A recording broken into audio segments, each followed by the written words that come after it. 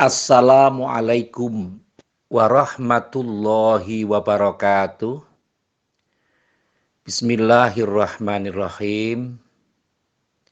Kalau kita perhatikan di saat-saat ini adalah sama-sama berusaha untuk mencari pemimpin. Kita, Negara Kesatuan Republik Indonesia, mempunyai pesta besar dalam rangka memilih presiden, wakil presiden, memilih legislatif. Tentu pada saat ini dikondisikan secara bersamaan tanggalnya, yakni tanggal 14 Februari tahun 2024. Sedikit kita berbicara tentang momentum. Saya sebagai orang Jawa tentu banyak berkumpul dengan orang-orang yang mempunyai filosofi Jawa, yang juga mempunyai karakter kepribadian yang di situ mencerminkan sikap-sikap nilai yang mengedepankan aspek lelaku, aspek perjalanan spiritual yang dijadikan sebagai sarana untuk bisa menentukan bagaimana pemimpin masa depan. Kalau kita perhatikan sama-sama bahwa kebanyakan pemimpin itu adalah berasal dari Jawa, baik itu Jawa Timur, Jawa Tengah, ya ada beberapa yang Sulawesi, tapi satu ya Pak Habibie. Tetapi umumnya kalau kita pertimbangkan sama-sama tidak keluar dari aspek Jawa. Maka model-model orang Jawa juga bisa mengondisikan sesuatu. Misalnya tradisi untuk mengetuk pintu langit yang sekeras-kerasnya dalam rangka istikharah untuk mendapatkan siapa toh pemimpin kita ke depan, sehingga ada yang mengkondisikan Joyoboyo itu sebenarnya beliau Muslim, sampai mengkondisikan bagaimana karakter pemimpin Indonesia yang tentu noto negoro, orang pemimpin yang bisa menata negara dengan baik, tapi sering juga dimaknai sebagai pemimpin yang pertama Pak Presiden Soekarno, kedua Pak Soeharto, itu pas. Tapi kalau dari aspek yang menentu atau aspek yang terjadi, Pak Harto itu dipilih 6 kali. Artinya berarti kan tidak pas ya, no to gitu. Kemudian habis itu bi. Kemudian habis itu dur kan, berarti noto bidur. Itu lebih terkondisi pada aspek penamaan. Tapi juga Habibie itu juga dikatakan tresno, sehingga noto no. Ya. Noto negoro.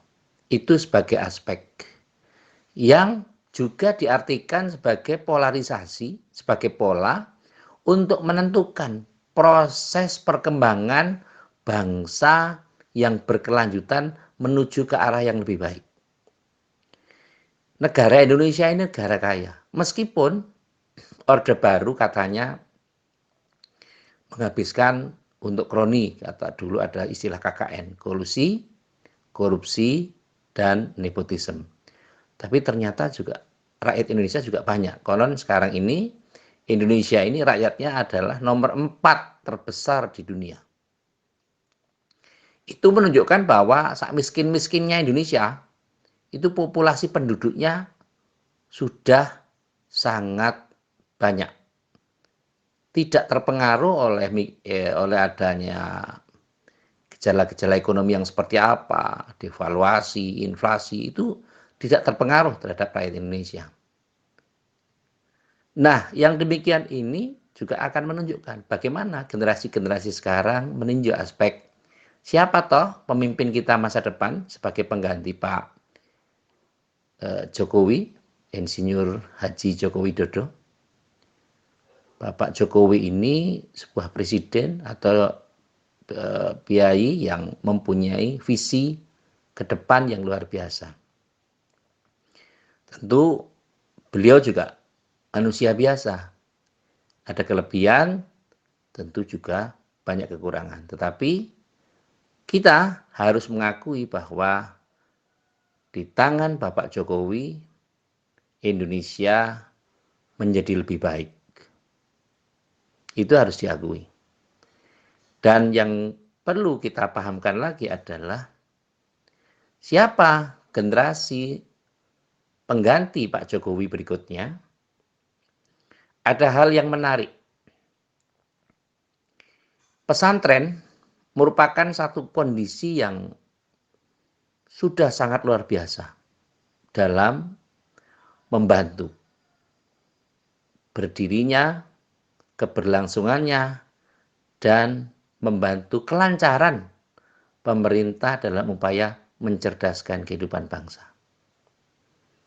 Buktinya, orang-orang pesantren itu jarang demo, jarang protes terhadap hal-hal yang tidak penting, kecuali darurat.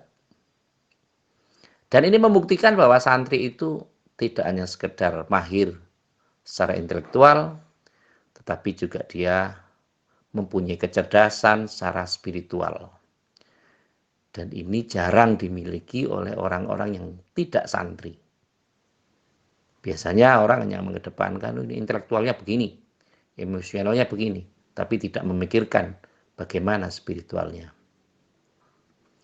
Kembali kepada acuan normatif tadi. Siapa tahu penggantinya? Kalau dari Joyoboyo tentu ada proses yang namanya wahyu. Orang Jawa juga mengenal wahyu. Maka kalau kita ada di pewayangan, ada namanya Wahyu Cakraningrat, ada namanya Wahyu Meningrat, ada namanya Wahyu Makutoromo. Kalau untuk Panglima Perang ya Wahyu Senopati. Kalau untuk pengelolaan negara ya Wahyu Eko Jati dan seterusnya. Sesungguhnya hampir sama.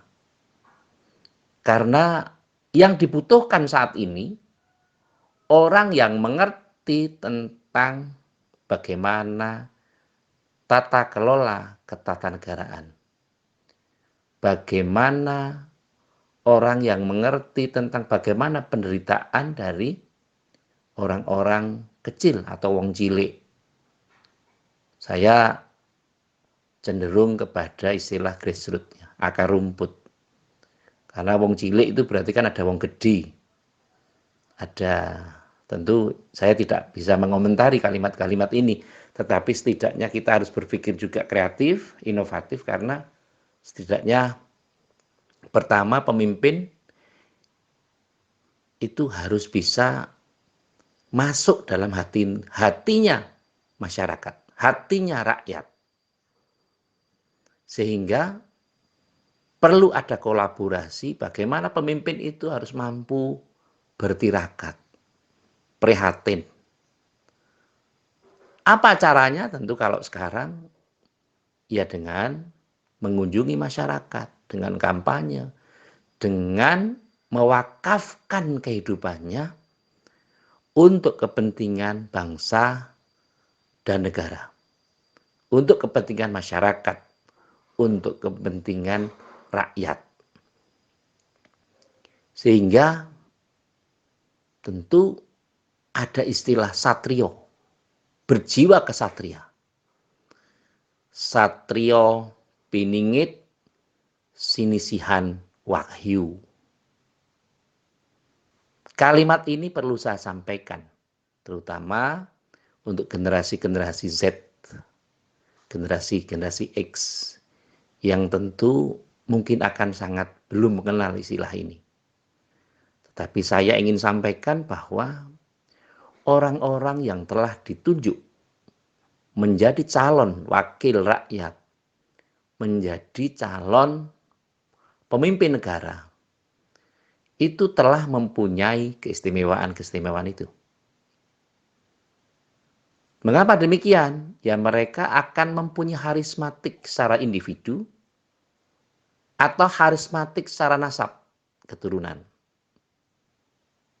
Atau mempunyai pendukung yang banyak. Nah, pendukung yang banyak ini Vox Populi, Vox Dei. Suara rakyat adalah suara Tuhan.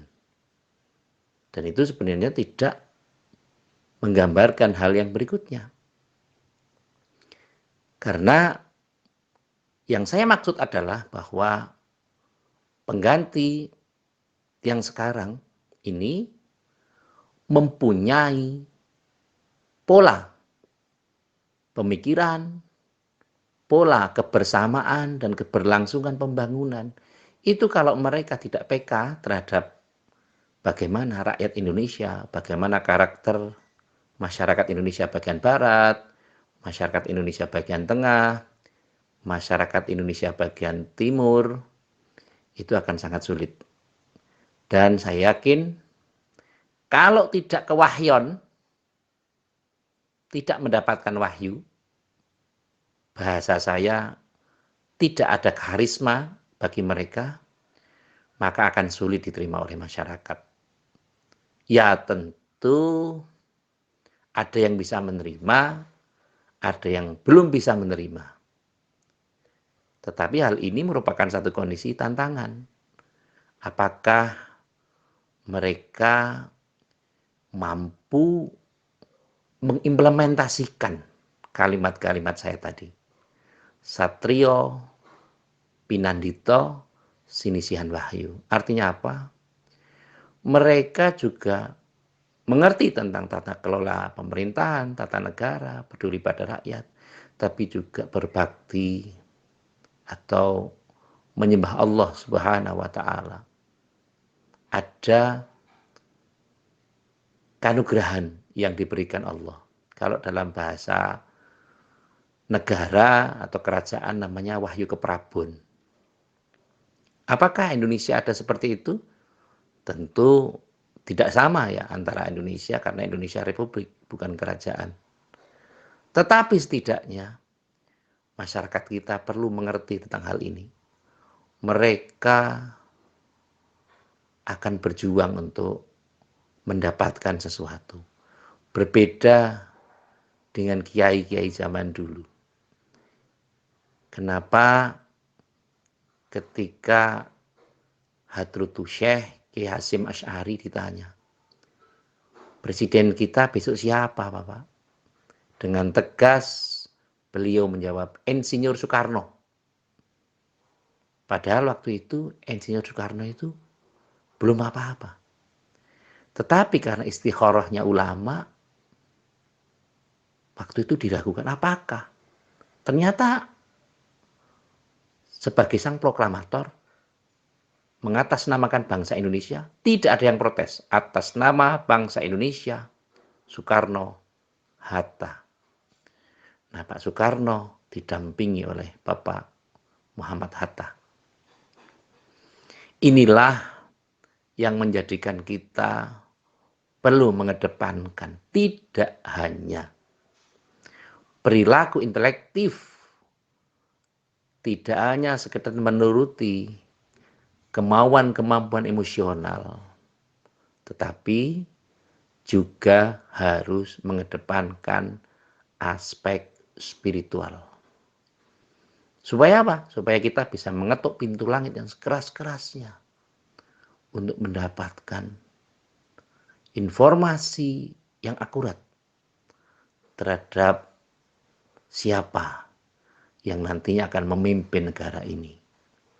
Karena pemilih itu ternyata ada pemilih yang rasional, ada pemilih yang emosional. Sehingga tentu tanpa mencederai siapapun, mari kita kedepankan aspek kebersamaan.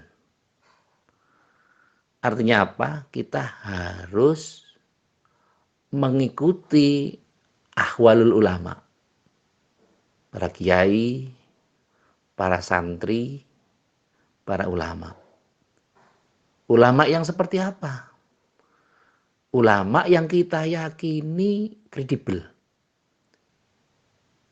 Yang kita yakini benar-benar mewakafkan seluruh kehidupannya untuk kepentingan santri dan kepentingan bangsa.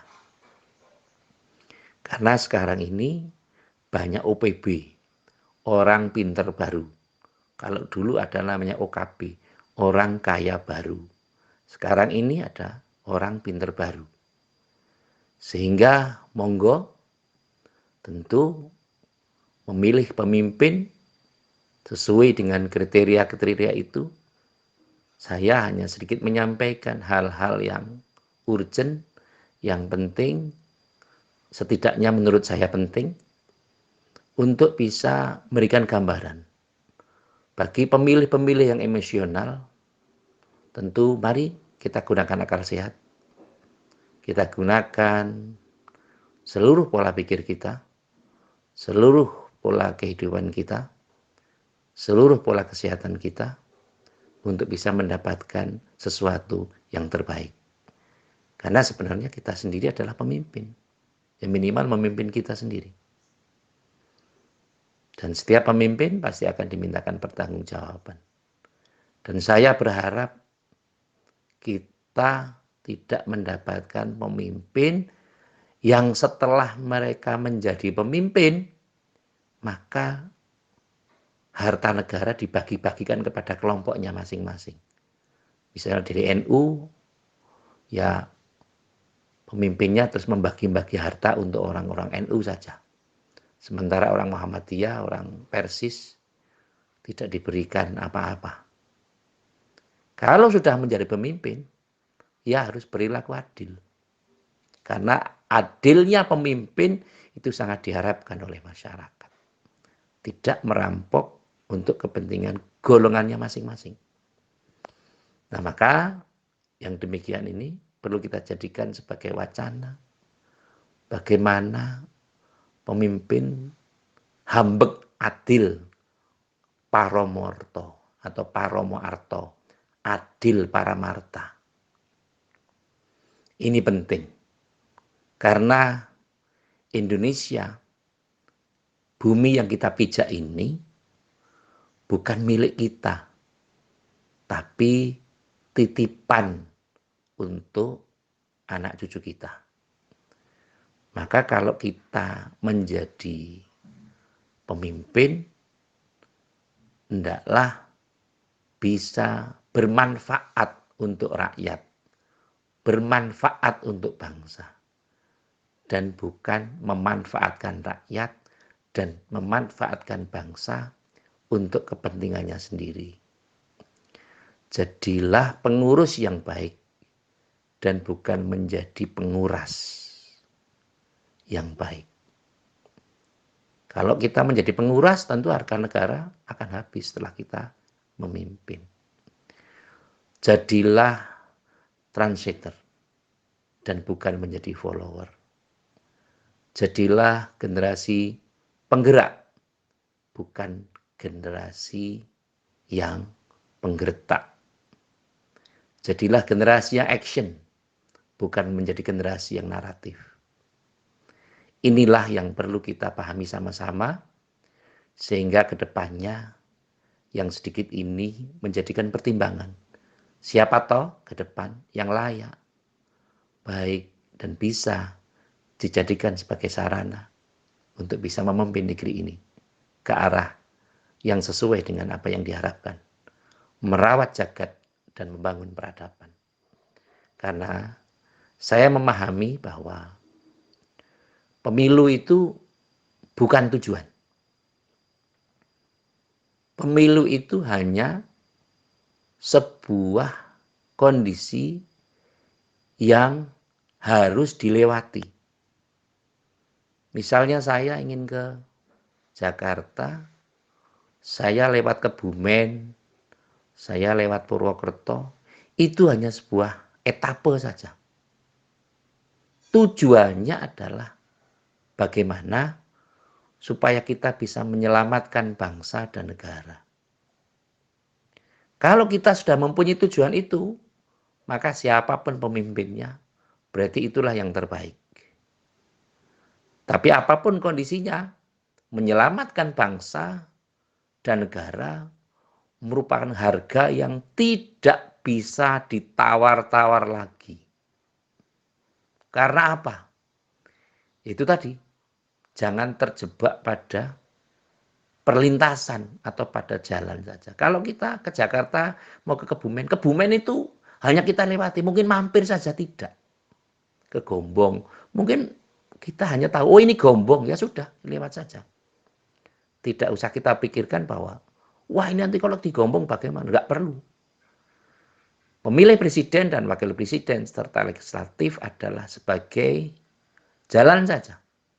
Sebagai bentuk inisiatif untuk pergantian kekuasaan. Baik antar waktu ataupun kalau dulu ada GBHN, garis-garis besar haluan negara. Nah, tentu negara juga mempunyai haluan negara. Mempunyai garis-garis pembangunan. Oh, pembangunannya sampai sekarang. Ada namanya Repelita. Dulu ada istilah Repelita. Rencana pembangunan 5 tahun. Jadi setiap 5 tahun dievaluasi. Maka hanya 2 periode saja. Ketika sudah di periode, 2 periode, apakah kita pernah mengalami berperiode-periode? Ya pernah. Orde Baru, Pak Harto, itu 32 tahun. Berarti kalau per 5 tahunan berarti kan 6 periode. Lebih sedikit. Maka dalam hal ini, kita harus memahami sama-sama bagaimana generasi milenial mempertimbangkan. Bukan masalah keterwakilan dari generasi mudanya. Tapi bagaimana supaya menempatkan generasi muda bisa menjadi garda depan dalam pembangunan. Itu penting. Karena mungkin kalau generasi muda jam terbangnya, ya tidak semuanya sih. Tidak semuanya. Jam terbang. Jam terbang itu penting. Dalam olahraga juga penting. Tapi itu juga tidak terlepas dari bagaimana pelatihnya. Ya kalau pemimpin negeri ini bagaimana doa kita semua yang konon 80% itu muslim. Tapi kalau disaring betul yang taat berapa, yang bisa baca Quran berapa, yang tahu tafsirnya berapa, yang bisa menguasai Bukhari, Muslim, Kutubus Sittah berapa, tentu jumlahnya akan mengerucut semakin sedikit persentasenya. Dan itu kita syukuri. Karena apa? Masih ada orang yang peduli terhadap itu. Dan nun sewu, jangan menyalahkan pesantren. Oh itu santri bisanya hanya doa-doa saja. Loh, ya memang tugasnya santri itu ndonga, Pak, Bu, saudara-saudara saya sekalian. Pesantren itu, santri-santri itu berdoa. Dulu ada COVID-19, santri itu doa. Siang, pagi, malam, berdoa. Sementara yang pemerintah membagi vaksin, menggerakkan masyarakat untuk mau divaksin, ada kebijakan apa ya, terlepas itu kita sepakat atau tidak sepakat, tapi yang paling penting kita bisa melewati itu. Artinya apa? Kita berada di momentum yang tepat. Dan siapa yang mengatur itu? Allah Subhanahu wa Ta'ala yang mengaturnya. Pola-pola inilah yang harus dipertimbangkan oleh generasi-generasi sekarang. Mari kita pergunakan sesuatu yang positif dalam diri kita. Kita tidak usah membenturkan kepentingan-kepentingan pribadi kita dengan kepentingan orang lain dan menganggap bahwa kalau ini yang mimpin begini, kalau itu yang mimpin begitu. Siapa bilang seperti itu? Negara kita ini luas, bro. Negara kita ini ada 17.000 lebih pulau. Suku-suku bangsa terbesarnya ada 714. Tapi insya Allah kita akur. Tidak pernah terjadi benturan-benturan yang menumpahkan darah satu dengan yang lain. Sehingga mari kita jaga gotong royong. kita jaga persatuan dan kesatuan, kita satukan visi. Yang paling penting adalah bagi kita yang awam, mari kita ikuti ulama. Satu komando terhadap ulama. Karena apa? Keberlangsungan negara ini adalah tanggung jawab bersama kita. Karena saya orang awam, maka saya akan ikuti orang yang alim al-alama. Supaya tidak kesasar. Kalau saya naik kendaraan, saya tidak tahu Jakarta, minimal saya naik bis yang jurusan Jakarta. Supaya saya bisa sampai ke Jakarta. Kalau kita ingin menjadi orang yang baik, maka ikutilah orang-orang yang baik. Allah menyampaikan, inna akramakum indallahi atqakum. Yang paling mulia di sisi Allah adalah orang-orang yang bertakwa. Kalau kita mengikuti orang bertakwa, insya Allah minimal kita dianggap golongan-golongan yang orang-orang yang bertakwa. Wattaqullah mastata'tum. Bertakwalah kepada Allah sesuai dengan kemampuanmu. Semoga yang demikian ini bisa bermanfaat dan apa-apa yang saya sampaikan bisa menjadi hikmah atas kehidupan kita dan kita bisa lebih berperan dalam kehidupan serta lebih mengandalkan bagaimana Allah menciptakan sesuatu sehingga kita tidak kumawoso, merasa berkuasa. Orang Jawa dulu menyatakan orang itu wong kuwi kudu rumangsa bisa. Itu pendapat yang jelek. Rumangsa bisa itu apa-apa menguasai, apa-apa menguasai. Tapi ada kalimat yang lebih baik lagi, bisa rumangsa lan ngrumangsani. Bisa merasa, oh saya begini, ya sudah. Kalau ada orang lain yang pangkatnya lebih bagus daripada kita bersyukur, alhamdulillah ternyata ada orang kaya. Ada orang miskin yang mau nyumbang, alhamdulillah orang miskin aja mau nyumbang. Yang kaya tentu sesungguhnya juga harus banyak menyumbang. Kalau dengan harta tidak bisa, ya dengan yang lainnya. Yang penting jangan biarkan hari ini kita tidak berbuat apa-apa untuk kepentingan orang lain. Jadikanlah hari ini adalah hari yang terbaik untuk kita semua. Amin. Allahumma amin. Yang terakhir, mari kita mendoakan diri kita, keluarga kita, dan saudara-saudara kita untuk bisa lebih mengeksploitasi kemampuannya untuk bisa bermanfaat untuk dirinya dan keluarganya dan orang lain. Dan andai kata ada yang kesulitan saat ini, semoga Allah memudahkannya. Kalau ada perdagangan yang belum laku dagangannya, orang yang bisnis belum lancar bisnisnya, semoga Allah memberikan kebaikan-kebaikan pada kita semua. Amin. Allahumma amin. Terima kasih kepada semua pihak yang telah membantu terselenggaranya acara ini dan membagi konten ini di medsos masing-masing. Semoga apa yang panjenengan lakukan adalah termasuk perbuatan yang baik dan mendapat ridho dari Allah Subhanahu wa taala. Terima kasih atas segala perhatian dan mohon maaf atas tutur kata saya yang kurang baik dan kekurangan saya.